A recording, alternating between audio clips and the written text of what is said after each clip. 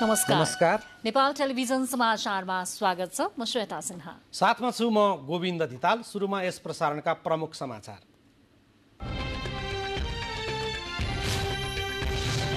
गठबन्धन दलहरूबीच सिट बाँडफाँडको गृह कार्य अन्तिम चरणमा। निर्वाचनका लागि सत्तारूढ गठबन्धनले पर्सि उम्मेद्वारको सिट बाँडफाँडको टुङ्गो लगाउने।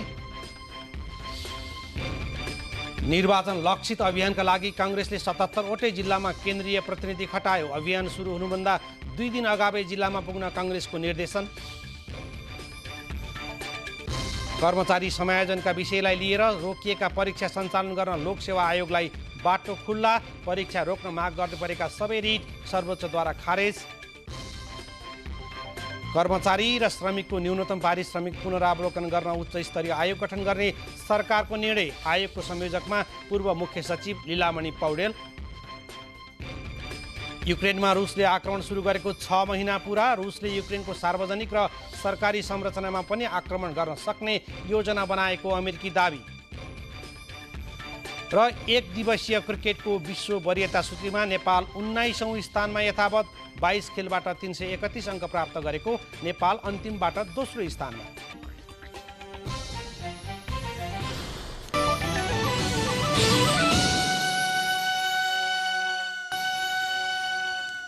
समाचार अब विस्तारमा। आगामी निर्वाचनका लागि दलहरूलाई चुनावी चटारोले छोइसकेको छ। कोही सिट बाँडफाँडको लागि लागेका छन् भने कोही आन्तरिक तयारी अर्थात् प्रचार प्रसारका तयारीहरू पनि गरिरहेका छन्। यसै क्रममा सत्ता गठबन्धनले पर्सि सिट बाँडफाँडको विषय टुङ्गो लगाउने भएको छ। प्रधानमन्त्री निवास बालुवाटारमा आज बसेको गठबन्धन बैठक आगामी चुनावमा सिट बाँडफाँडको आधार के हुने र के कति सिट सङ्ख्या बाँडफाँड हुने भन्ने विषय 9 गते भित्रै टुङ्गो लगाउने निष्कर्षमा पुगेको हो। सिट बाँडफाँडको टुङ्गो लगाउन पटक पटक बैठक बसेको भए पनि गठबन्धनभित्रका दलहरूले सिटको टुङ्गो लगाउन सकिरहेका छैनन्। बैठक भोलि फेरि बस्ने भएको छ। तर सिटको टुङ्गो भने पर्सि मात्र लगाउने जानकारी सञ्चार तथा सूचना प्रविधि मन्त्री ज्ञानेन्द्र बहादुर कार्कीले दिनुभएको छ।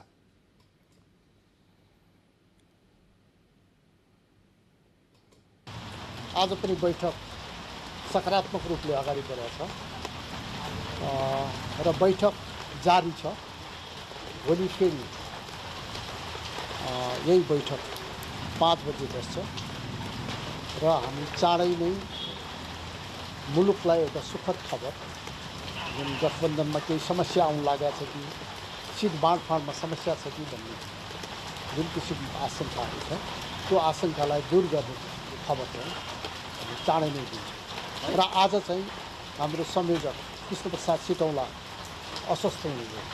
त्यो कारणले पनि आजको बैठक लाई त्यसले पनि अलिकति प्रभाव पारेको छ। गठबन्धनभित्र सिट बाँडफाँडको टुङ्गो नलाग्दै कांग्रेसले भने आफ्नो चुनावी अभियानलाई अगाडि बढाइसकेको छ। नेपाली कांग्रेसले निर्वाचन लक्षित जनताको साथमा कांग्रेस अभियानका लागि 77वटै जिल्लामा केन्द्रीय प्रतिनिधि खटाएको छ। प्रतिनिधि सभा र प्रदेश सभा सदस्य निर्वाचनलाई लक्षित गरी कांग्रेसले भदौ 10 गतेबाट सुरु गर्ने अभियानका लागि 77वटै जिल्लामा केन्द्रीय प्रतिनिधिहरू खटाएको हो। प्रतिनिधिहरूलाई अभियान सुरु हुनुभन्दा 2 दिन अगाडि नै सम्बन्धित जिल्ला पुग्न र सम्बन्धित जिल्लामा कम्तीमा 5 दिनसम्म कार्यक्रमहरूमा सहभागी भई अभियानलाई सफल बनाउन निर्देशन दिइएको कांग्रेस प्रवक्ता डाक्टर प्रकाश शरण महतले जानकारी दिनुभएको छ। यस्तै प्रतिनिधिहरूलाई सम्बन्धित जिल्लामा गठबन्धन दलहरूबीच समन्वय र सहकार्यको स्थिति कस्तो छ भन्ने मूल्याङ्कन गरी थप सहजीकरण गर्न समेत निर्देशन दिएको प्रवक्ता डाक्टर महतले बताउनुभयो। निर्वाचन लक्षित अभियानलाई कांग्रेसले 3 चरणमा विभाजन गरेको छ। पहिलो चरण भदौ 10 देखि बीपी जयन्तीसम्म, दोस्रो चरणमा समानुपातिक उम्मेदवारी दर्ता भएपछि र तेस्रो तथा निर्णायक चरण प्रत्यक्षतर्फ उम्मेदवारी दर्तापछि कायम गरिएको छ। 3नै चरणको अभियानको क्रममा कांग्रेसले जनताको घर दैलोमा पुगेर राष्ट्रिय राजनीतिका समस्या र कांग्रेसका एजेन्डाबारे प्रचार प्रसार तथा संगठन सुदृढीकरणका कार्यक्रम यसअघि नै तय गरिसकेको छ। यता नेकपा एमालेका अध्यक्ष केपी शर्मा ओलीले आत्मकेन्द्रित हुने पुरानो प्रवृत्तिमा नफस्न आफ्ना पार्टीका नेता र कार्यकर्ताहरूलाई आग्रह गर्नुभएको छ। पार्टी कार्यालय च्यासलमा आयोजित कार्यक्रममा अध्यक्ष ओलीले उम्मेदवारी नपाएर असन्तुष्ट हुने कामले पार्टीलाई घाटा हुने गरेको बताउनुभयो। उहाँले एकजुट भएर लाग्न कार्यकर्ताहरूलाई आग्रह गर्नुभएको पार्टीका उपमहासचिव पृथ्वी सुब्बा गुरुङले जानकारी दिनुभयो। अध्यक्ष ओलीले यसअघि आफूले अघि सारेको नागरिकता सम्बन्धी कानुनलाई छलफल नै नगरी अघि बढाएको बताउनु भएको पनि गुरुङले जानकारी दिनुभयो। अध्यक्षको राजनीतिक प्रतिवेदन हाम्रो केन्द्रीय कमिटीको बैठकमा प्रस्तुत हुन्छ। त्यो प्रतिवेदनको मूल विषयहरूमा आज अध्यक्षले आफ्नो भनाइ राख्नु भएको छ। नेकपा एकीकृत समाजवादीका अध्यक्ष माधव कुमार नेपालले आगामी निर्वाचनमा आफ्नै चुनाव चिन्हका साथ निर्वाचनमा जाने बताउनु भएको छ। संसद भवन नयाँ बानेश्वरमा सञ्चारकर्मीसँग कुरा गर्दै अध्यक्ष नेपालले माओवादी केन्द्रसँग कसरी मिलेर जान सकिन्छ भन्ने विषयमा प्रारम्भिक चरणको कुराकानी भएको भन्दै आगामी निर्वाचनमा भने आफ्नै चुनाव चिन्हमा लड्ने बताउनु भएको हो। 5 दलीय गठबन्धनलाई आधार मानेर निर्वाचनको तयारी गर्ने उहाँको भनाइ छ। उहाँले माओवादी केन्द्रसँग चुनावपछि एकतालाई अघि बढाउन एकता संयोजन समिति बनाउने तयारी भइरहेको पनि जानकारी दिनुभएको छ। चुनावलाई केन्द्रबिन्दुमा राखेका छौँ र नेपालको कम्युनिस्ट आन्दोलनलाई पनि एकताबद्ध बनाएर जानुपर्छ भन्ने सोच पनि राखेका छौँ र त्यसको निम्ति विभिन्न दलहरूसँग हामीले कुराकानीहरू गर्छौँ। अहिले नेकपा माओवादी केन्द्रसँग कसरी मिलेर जान सकिन्छ भन्ने बारेमा प्रारम्भिक चरणको हामीले कुराकानीहरू थालेका छौँ। अब एकताको कुरा चुनावभन्दा पहिले सम्भव छैन। आफ्नो आफ्नो पार्टी आफ्नो आफ्नो चुनाव चिन्हको आधारमा चुनाव लडिन्छ, तर 5 दलीय गठबन्धनलाई आधार मानेर चाहिँ हामी जान्छौँ। माओवादी केन्द्रका उपमहासचिव वर्षमान पुनले माओवादी र एकीकृत समाजवादीसँग विचार र राजनैतिक कार्यदिशामा पनि एकरूपता रहेकाले एउटै घोषणापत्रमा चुनाव लड्ने तयारी रहेको बताउनुभयो। विचारको समानता छ, राजनीतिक कार्यदिशामा पनि एकरूपता छ। केही समय अगाडिसम्म हामी एउटै पार्टी नेकपामा पनि थियौँ, परिस्थितिले हामी अलग भएका छौँ, तर फेरि पनि हामी वाम शक्तिहरू एक ठाउँमा आउनुपर्छ। त्यसमा सबभन्दा निकट विचार राजनीति मिल्नेहरू भनेको माओवादी र समाजवादी नै हो। आउँदो प्रदेश र प्रतिनिधि सभा निर्वाचनमा राजनैतिक दलहरू सकेसम्म बढीभन्दा बढी सिट सुनिश्चित गर्न विभिन्न रणनीति बनाउनेमा लागि परेका छन् र यसै क्रममा गठबन्धनमा रहेका वामपन्थी धारका दलहरूले गठबन्धनभित्र पनि वाम गठबन्धन बनाउने प्रयास जारी राखेका छन्। सत्ता साझेदार दलहरू बीच आगामी मङ्सिर 4 गते हुने संघीय र प्रदेशसभा सदस्य निर्वाचनमा गठबन्धन गरेर जाने सहमति भइसकेको छ। गठबन्धनभित्र पनि कांग्रेस बाहेकका वाम घटक दलहरूबीच निर्वाचनसम्म गठबन्धन र निर्वाचनपछि पार्टी एकताको गृहकार्य सुरु भइरहेको छ। सत्ता गठबन्धनमा रहेका नेपाली कांग्रेस बाहेकका दलहरूले छुट्टै चुनावी मोर्चाको तयारी थालेका छन्। आउँदो प्रतिनिधि सभा र प्रदेशसभा चुनावमा कांग्रेससँग तालमेल हुन सक्ने बाहेकका निर्वाचन क्षेत्रमा छुट्टै गठबन्धन बनाउने गरी नेकपा माओवादी केन्द्र, नेकपा एकीकृत समाजवादी र जनता समाजवादी पार्टीका शीर्ष नेताहरूबीच औपचारिक अनौपचारिक छलफल भइरहेको छ। त्यसबाहेक बाबुराम भट्टराई र वामदेव गौतम नेतृत्वको पार्टीसँग पनि छलफल भइरहेको नेताहरूको भनाइ छ। आगामी निर्वाचनमा साझा घोषणापत्र बनाएर जाने विषयमा माओवादी केन्द्र, नेकपा यस, बाबुराम भट्टराई र वामदेव गौतमबीच सहमति भए पनि एउटै निर्वाचन चिन्ह प्रयोगका विषयमा पनि सहमति भइसकेको छैन। बाबुराम भट्टराई र वामदेव नेतृत्वको पार्टी निर्वाचनमा माओवादी केन्द्रको चुनाव चिन्हबाट जान सहमत भए पनि नेकपा यसले पनि असहमति जनाएको छ। उहाँहरू नेकपा एमालेबाट अलग भइसके पछाडि आफ्नो शक्तिको पहिचान खोजिरहनुहुन्छ। त्यो चाहिँ उहाँहरूको हामी कुन हैसियतमा प्राप्त गर्छौँ त्यो हैसियतको आधारबाट हामीले एकताका प्रक्रियाहरूलाई अगाडि बढाउने उहाँहरूकै भनाइ हो। 5 दलीय गठबन्धनलाई नै समग्र रूपमा एक बनाएर लाने र संयुक्त रूपमा चुनाव लड्ने कुरालाई नै हामीले सबभन्दा बढी जोड दियौँ। त्यसमध्ये नेकपा माओवादी केन्द्र र नेकपा एकीकृत समाजवादीको बीचमा पार्टी एकताको प्रयास पनि भइरहेको छ। त्यसै सन्दर्भमा हामीले एकता संयोजन समिति बनाउने निर्णय पनि गरेका छौँ र चुनावमा सँगै जानका निम्ति आधारहरू पनि तयार गरिरहेका छौँ। पछिल्लो समय सत्ता साझेदार दल नेकपा माओवादी केन्द्रका अध्यक्ष पुष्पकमल दाहाल प्रचण्ड र नेकपा एकीकृत समाजवादी पार्टीका अध्यक्ष माधव कुमार नेपालबीच निर्वाचनमा वाम गठबन्धन र निर्वाचनपछि पार्टी एकताको विषयमा छलफल भइरहेको छ। निर्वाचन अघि वाम गठबन्धन बनाउने र निर्वाचनपछि पार्टी एकता गर्ने गृह कार्य पनि यी दलहरूले सुरु गरेका छन्। नेपाली काङ्ग्रेससँग त हामी मोटामोटी संविधानको रक्षा र जनप्रतिनिधि संस्थाको रक्षाका निम्ति हाम्रो मोर्चाबन्दी हो। तर यो मोर्चाभित्र पनि विचारले नजिक भएका दलहरूको बिचमा एउटा सामिप्यता जरुरी छ। कुन बाटो अवलम्बन गर्ने, देशको आर्थिक सामाजिक रूपान्तरणको लागि अवलम्बन गरिने बाटोहरूको बारेमा छलफल नगरिकन एकताका धेरै कुरा गर्न सकिँदैन। यसकारण त्यसको सुरुवातको रूपमा हामी एकता संयोजन समिति बनाउँछौँ, सँगै मिलेर चुनाव लड्छौँ, एकले अर्कालाई पूर्ण रूपमा सहयोग गर्छौँ, त्यसले नयाँ आधार निर्माण गर्ने। निर्वाचनको सङ्घारमै पुगेर गठबन्धन गर्ने या नगर्ने, कति पदमा गठबन्धन गर्ने भनेर छलफल गर्नुभन्दा अहिले नै सहमति गरेर अघि बढ्नु उचित हुने निष्कर्ष निकाल्दै गठबन्धनभित्र रहेका वामपन्थी शक्तिहरू काङ्ग्रेस बाहेक पनि गठबन्धन बनाउने प्रयासमा जुटेका हुन्। नेकपा विभाजनको असर स्थानीय तह निर्वाचनमा देखिएको भन्दै आउँदो चुनावमा वामपन्थी गठबन्धन बनाउनु पर्ने निष्कर्षमा पुगेका माओवादी केन्द्र र नेकपा एकीकृत समाजवादीका दोस्रो पुस्ताका नेताहरूले नेकपा एमालेसँग पनि छलफल गर्नुपर्ने प्रस्ताव अघि भने बढाएका थिए।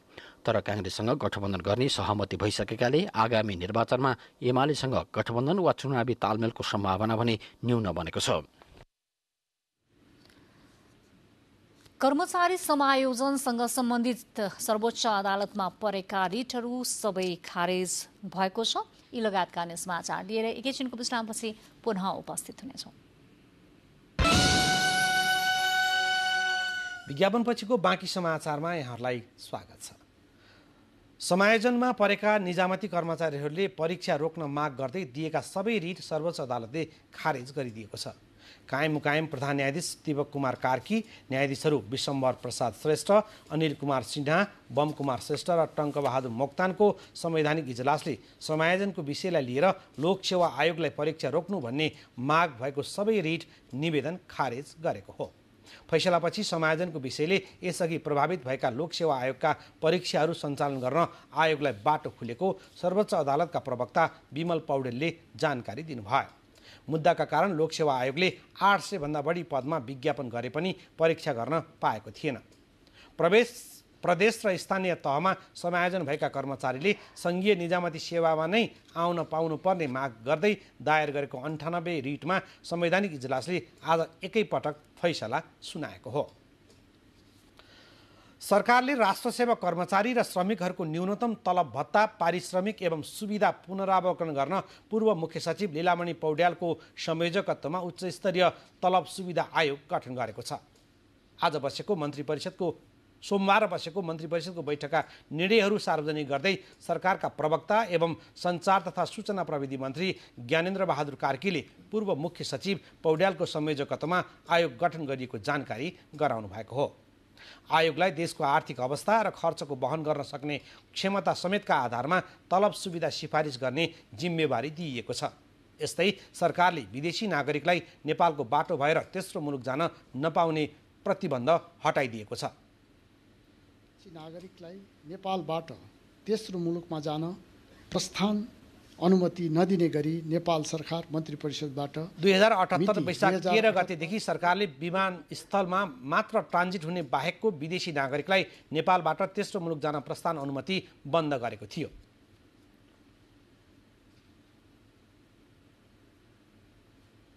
यसैगरी मन्त्री परिषदको बैठकले विद्युतीय सुशासन आयोग गठन आदेश, विदेश स्थित नेपाली नियोगको आर्थिक कार्यविधि स्वीकृत गर्ने निर्णय गरेको सरकारका प्रवक्ता मन्त्री कार्कीले जानकारी दिनुभयो। प्रधान न्यायाधीश चोलेन्द्र शमशेर राणा विरुद्धको महाभियोग प्रस्तावमाथि छलफल गर्न बसेको महाभियोग सिफारिस समितिको बैठकमा सत्ता पक्ष र प्रतिपक्ष दलका सांसदहरूले आरोप प्रत्यारोपमा करिब 3 घण्टा बिताए, तर कार्यतालिका अनुसार छलफल भएन। कार्यविधि र कार्यतालिकामा छलफल गर्ने कार्यसूची त तय भए पनि बैठक यी विषयमा प्रवेश नै गरेन। संसद सचिवालय सिंहदरबारमा बसेको महाभियोग सिफारिस समितिको बैठकको सुरुमै समितिमा प्रतिनिधित्व गर्ने एमाले सांसदहरूले प्रधान न्यायाधीश विरुद्धको महाभियोगको प्रस्ताव 6 महिना किन अड्काइयो भनेर प्रतिनिधि सभामा एमालेले उठाएको प्रश्न दोहोर्याए। एमाले सांसदहरूको अर्को आशंका थियो समितिको प्रतिवेदन सदनको बैठकमा पेश हुन्छ भन्ने सुनिश्चितता के? यी प्रश्नहरू एमालेको तर्फबाट समितिका सदस्यहरू विष्णु पौडेल, लालबाबु पण्डित, डाक्टर शिवमाया तुमाम्फे र कृष्णभक्त पोखरेल सबैले सामूहिक रूपमा उठाउनु भयो। खास गरी दुईटा प्रश्नको 6 महिनासम्म किन यसलाई चाहिँ होल्डमा राखियो, त्यसका पछाडि के उद्देश्य हुन्, के कारण हुन्, यति सिरियस विषयलाई किन होल्डमा राखियो।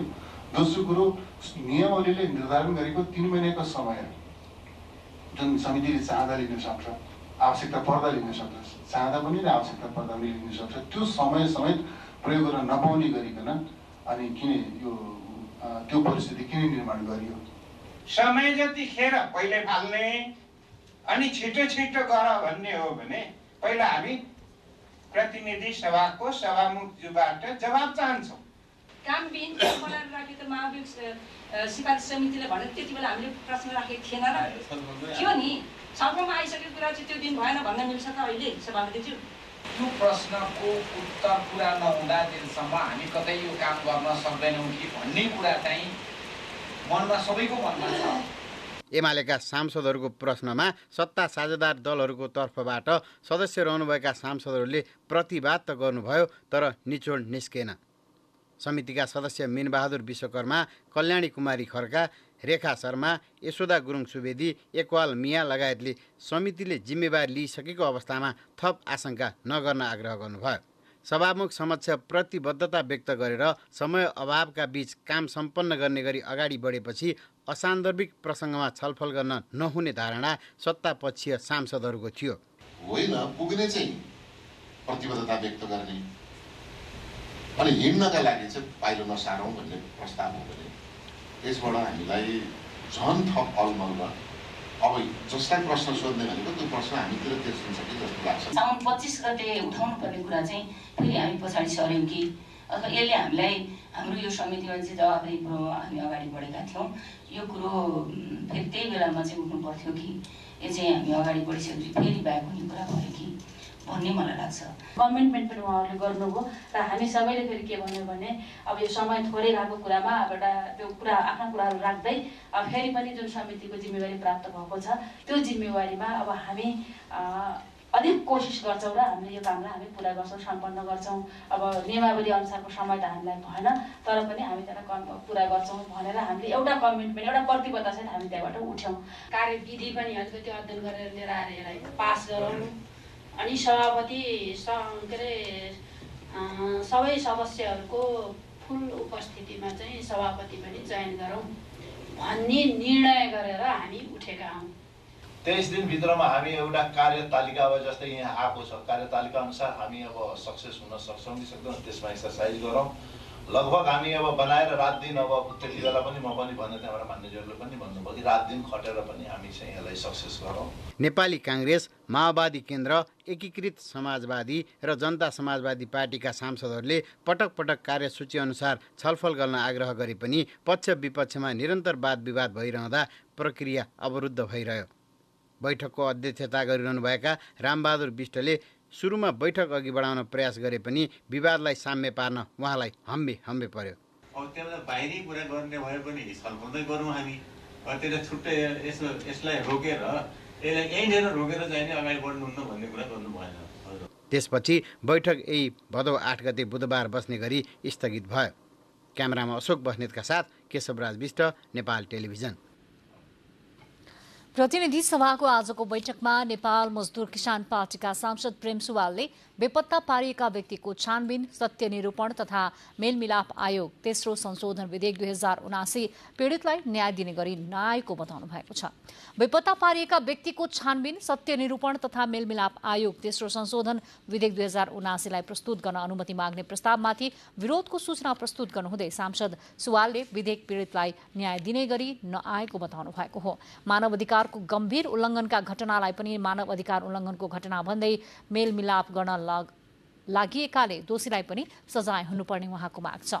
सांसद प्रेम सुवालले उठाएका प्रश्नको जवाफमा कानून न्याय तथा संसदीय मामिला मन्त्री गोविन्द प्रसाद शर्मा कोइरालाले कुनै पनि मुलुकमा द्वन्द्व हुँदा क्रिमिनल जस्टिस सिस्टमले काम नगर्ने भएकाले संक्रमणकालीन न्याय प्रणाली नै आवश्यक हुने बताउनु भएको छ। कानून मन्त्री शर्माले उक्त अभ्यास नेपालमा मात्र नभई विश्वमै रहेको पनि स्पष्ट पार्नुभयो। प्रतिनिधि सभाको अर्को बैठक केही भदौ 13 गते सोमबार बिहान 11 बजे बस्ने गरी स्थगित भएको छ।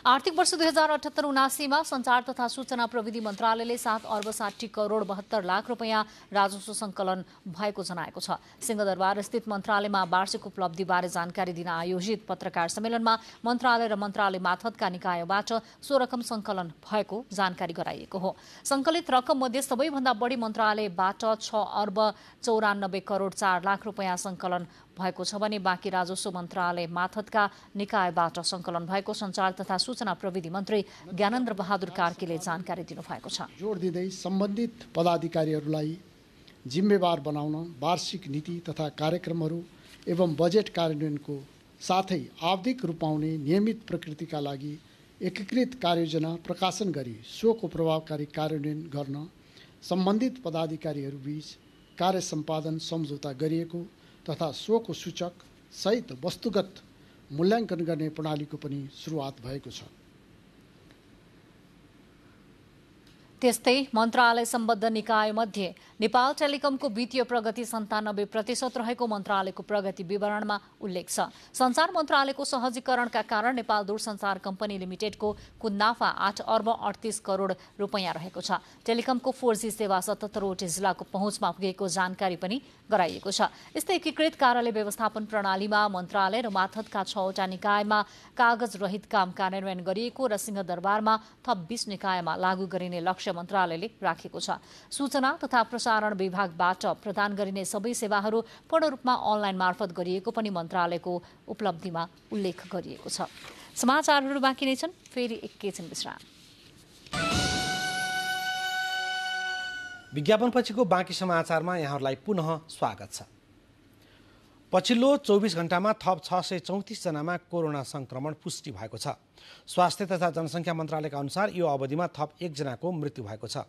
कुल 4949 कोरोना परीक्षण गर्दा 634 जनामा संक्रमण पुष्टि भएको हो। पछिल्लो पटक 2757 PCR र 2192 एन्टिजेन परीक्षण गरिएको मन्त्रालयले जनाएको छ।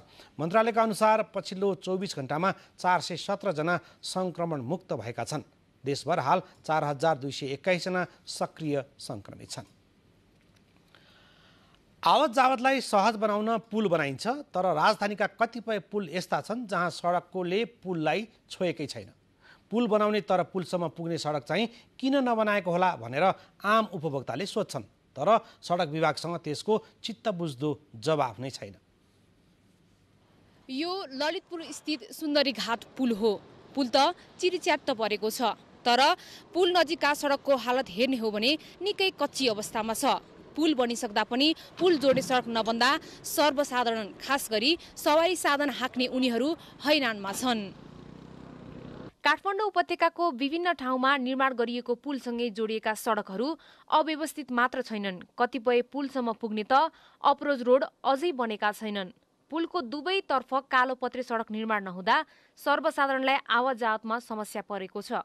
पुलको उद्घाटन चाहिँ गरिहाल्ने, तर पुल जोड्ने दुवैतर्फको सडक चाहिँ नबनाउने समस्या काठमाडौँमा मात्र होइन, ललितपुरमा पनि उस्तै छ। पुललाई जोड्ने सडक बनाउन स्थानीयले पटक पटक सरकारवालालाई आग्रह गरे पनि काम भने हुन सकेको छैन। पक्की पुलसँगै जोडिएकै सडक पनि कतिपय भत्किएको अवस्थामा छन् त कतिपय कच्ची र खाल्टाखुल्टी परेका छन्। अरू त के कुरा, काठमाडौँ उपत्यकामा ट्राफिक जाम कम गर्न खोलिएका कोरिडोर र दुवैतर्फका सडक जोडिने पुल त बने, तर ती पुलहरू सडकको पहुँचमा छैनन्, जसले गर्दा सर्वसाधारणले शास्ति खेप्नु परेको छ। बनेकी सडकमा पुलबाट आवत जावत गर्दा सवारी साधन ठोक्किने र दुर्घटना समेत भएको स्थानीयले देखेका छन्। पुलहरू र सडकहरूको बीचको सम्बन्ध जुन हुनुपर्छ, सानो त्यो 20 मिटर 25 मिटर 50 मिटरको खण्ड चाहिँ हामी कहाँ बनिरहेका छैनन्। यसले गर्दा हामी जस्ता आम सर्वसाधारणलाई धेरै ठुलो दुःख भएको छ। मुख्य रूपमा हाम्रो खर्च धेरै बढ्छ किनभने सबै पुलहरूमा हाम्रो चाहिँ गाडीहरू ठोकिन्छन् अनि तपाईँको अब गाडी ठोकिसकेपछि त्यसको भित्र मर्मत खर्च अब स्वाभाविक रूपले बढ्ने भयो।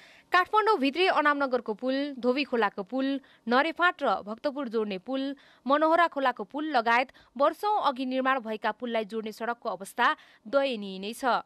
त्यसो त पुलको जिम्मा लिएको सडक डिभिजन कार्यालयले यस्ता खाले समस्या भर्खर बनेका पुलमा देखिएको स्वीकार गर्छ, तर लामो समयसम्म यस्तो समस्या देखिनुमा भने खासै उसँग पनि जवाफ छैन।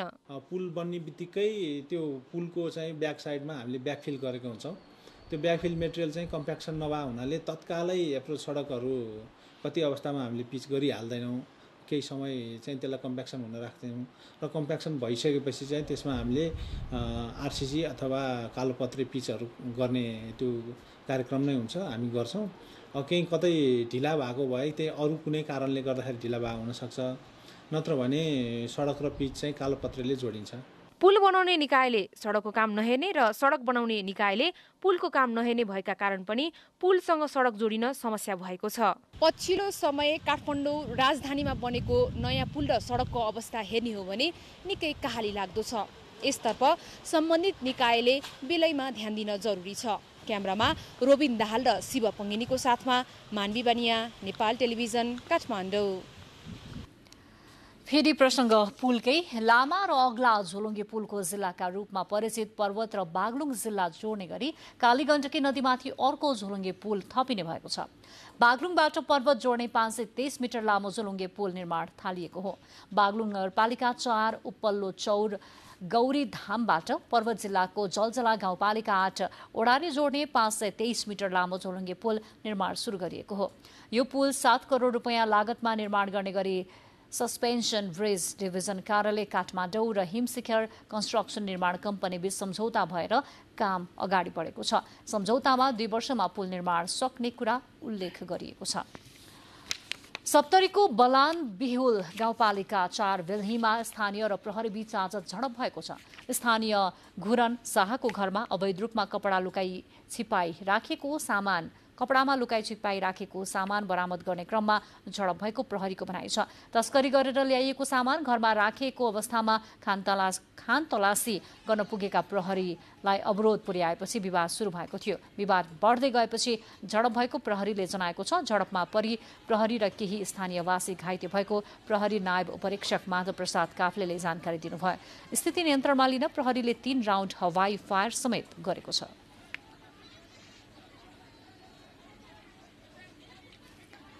बीमा सुविधा लिनका लागि आफ्नै पुरानो गाडीलाई आगो लगाउने टिप्पर धनीलाई दाङ प्रहरीले पक्राउ गरेको छ। राजनैतिक दलले आह्वान गरेको बन्दको मौका छोपेर बन्दकर्तालाई आगलागीको दोष लगाउने मनसायले आगो लगाउने टिप्पर धनी धनेश्वर भण्डारी लगायतलाई पक्राउ गरिएको प्रहरी नायब परीक्षक राजन कुमार गौतमले जानकारी दिनुभएको छ। प्रहरीले भण्डारी सहित घटनामा संलग्न टिप्पर चालक अरुण चौधरी र सहचालक आकाश चौधरीलाई पनि नियन्त्रणमा लिई थप कारवाही अगाडि बढाएको छ। अहिले तपाईँ राति 8 बजेको नेपाल टेलिभिजनको समाचारका साथमा हुनुहुन्छ। समाचार बुलेटिनमा प्रमुख समाचार पुनः एकपटक।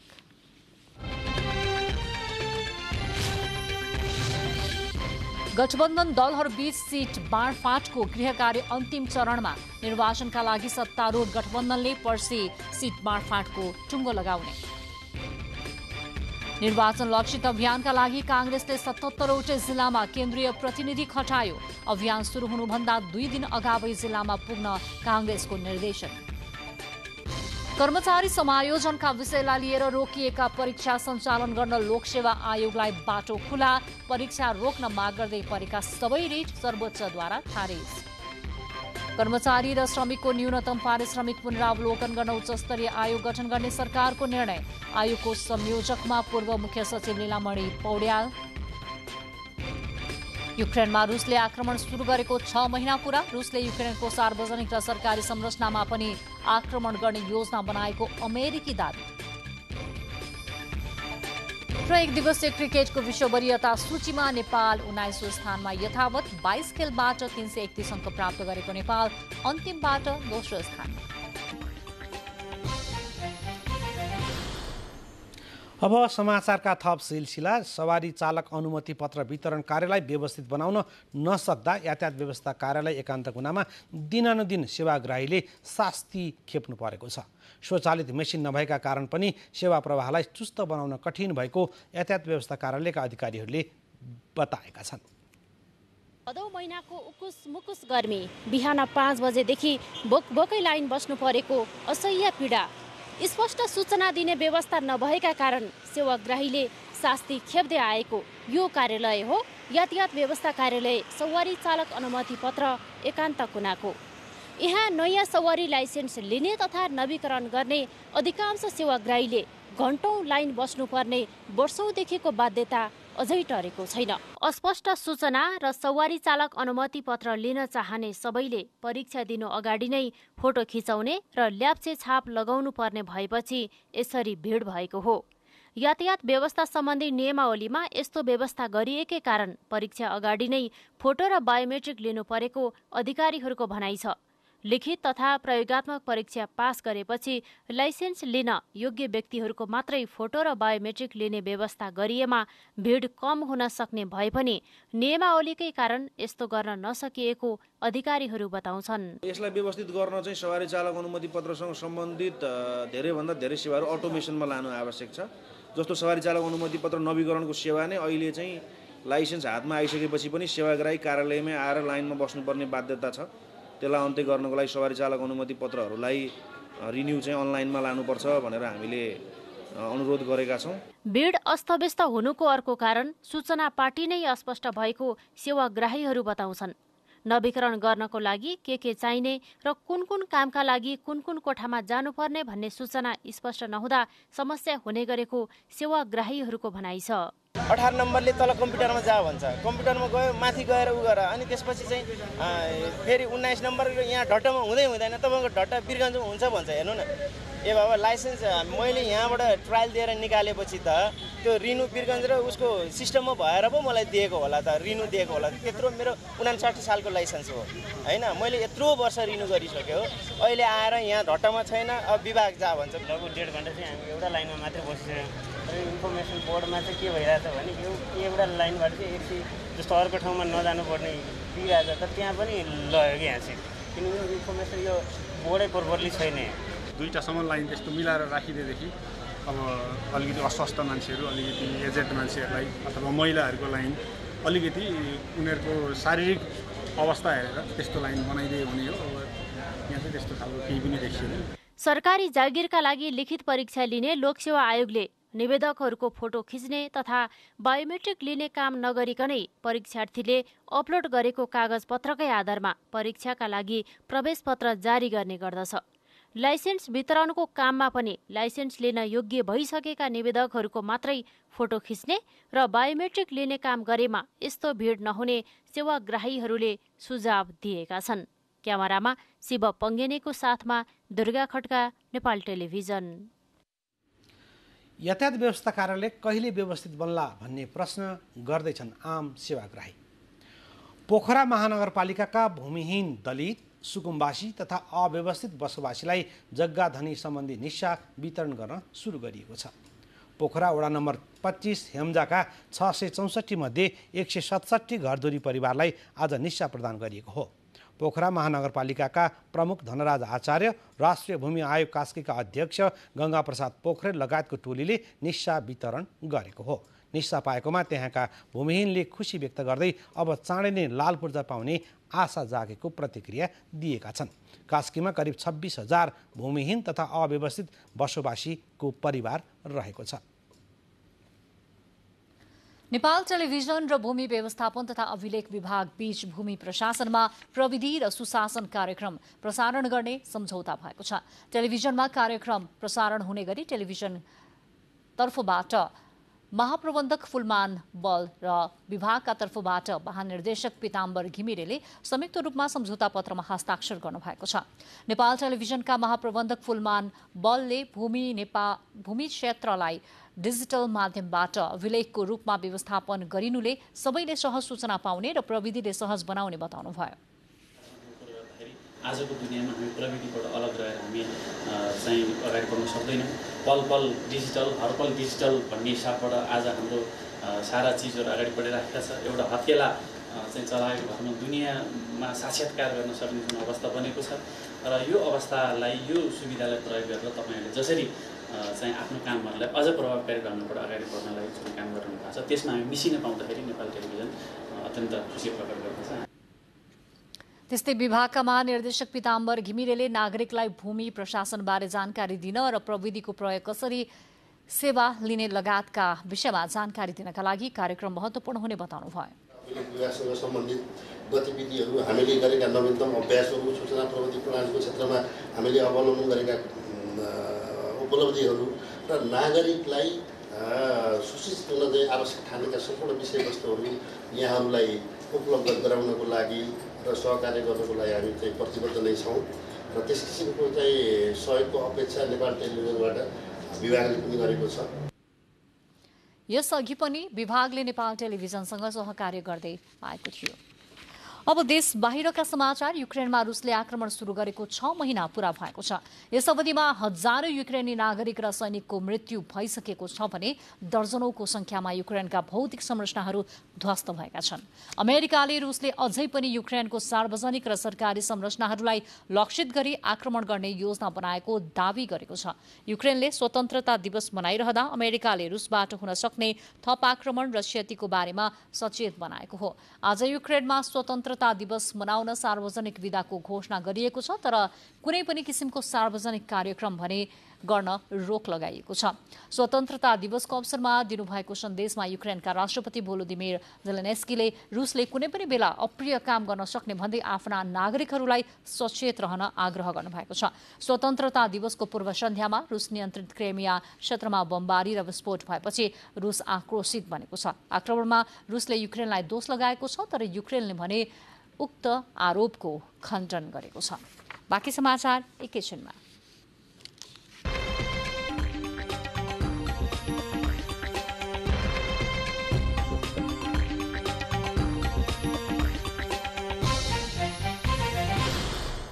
अब आर्थिक समाचार।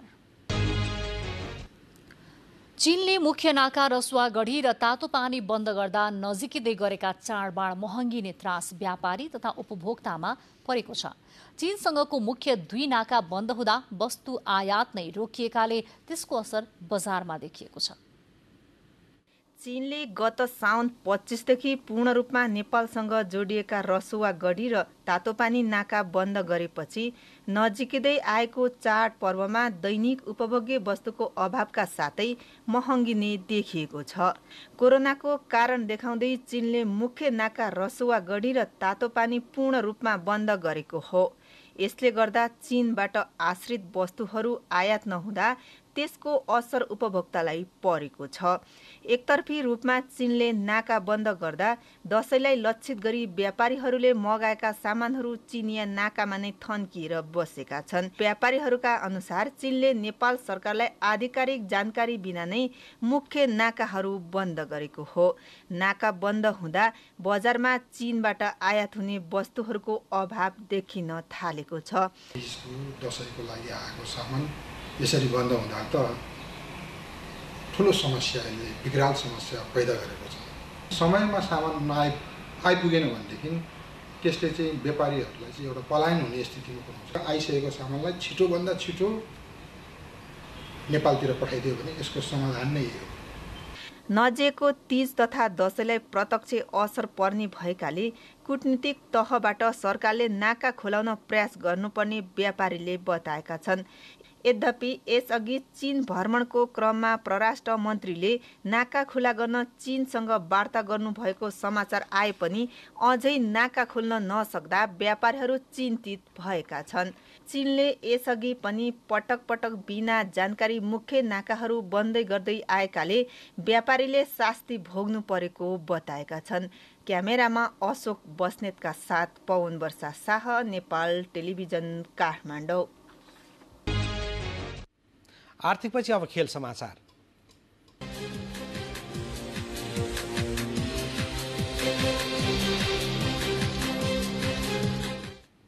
एक दिवसीय क्रिकेटको विश्व वरियता सूचीमा नेपाल यथास्थानमा रहेको छ। अन्तर्राष्ट्रिय क्रिकेट परिषद आइसिसीले सार्वजनिक गरेको एक दिवसीय खेलको पछिल्लो वरियतामा नेपाल 19औं स्थानमा रहेको हो। नेपालले 22वटा खेलबाट 331 अङ्क प्राप्त गरेको छ। 20वटा मुलुकको सूचीमा शीर्ष स्थानमा रहेको न्युजिल्यान्डले 19 खेलबाट 2355 अङ्क पाएको छ। नेपाल पुछारमा रहेको पपुवा न्युगिनी भन्दा एक स्थान मात्र अघि छ। अब मौसम सम्बन्धी जानकारी। देशभर आज राति आंशिकदेखि सामान्य बदली रही प्रदेश नम्बर 1, बागमती प्रदेश, मध्य प्रदेश र लुम्बिनी तथा गण्डकी प्रदेशका केही तथा बाँकी प्रदेशका पहाडी भूभागका थोरै स्थानहरूमा मेघ गर्जनसहित हल्कादेखि मध्यम वर्षाको सम्भावना रहेको मौसम पूर्वानुमान महाशाखाले जनाएको छ। काठमाडौँमा आज राति न्यूनतम तापक्रम 20 र 22 तथा भोलि दिउँसोको अधिकतम तापक्रम 29 र 31 डिग्री सेल्सियस बीच रहने अनुमान गरिएको छ। अब मौसम सम्बन्धी थप विवरण।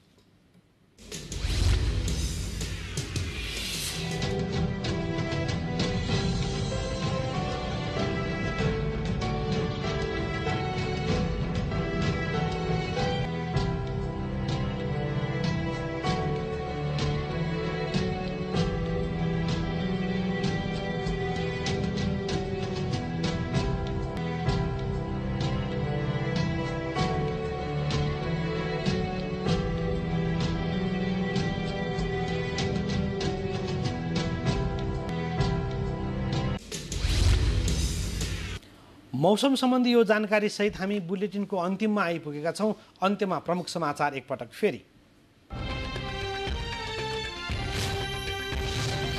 गठबन्धन दलहरूबीच सिट बाँडफाँडको गृह कार्य अन्तिम चरणमा। निर्वाचनका लागि सत्तारूढ गठबन्धनले पर्सी उम्मेद्वारको बाँडफाँड टुङ्गो लगाउने।